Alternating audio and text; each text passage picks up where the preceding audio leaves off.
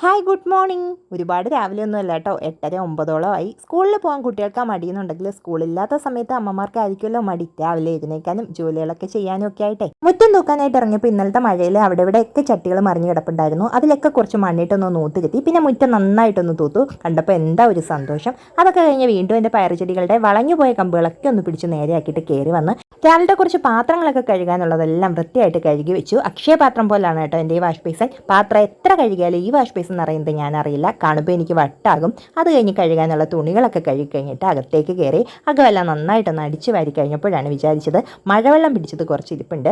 അപ്പോൾ പിന്നെ നമ്മുടെ വണ്ടിയും കൂടി അങ്ങ് കഴുകിയാൽ മുഴുവനായിട്ടുള്ള ക്ലീനിങ് അങ്ങ് കഴിയുമല്ലോ. വീട്ടിലേക്ക് പോകാനായിട്ടൊന്ന് പ്ലാൻ ചെയ്യുന്നുണ്ട് കേട്ടോ.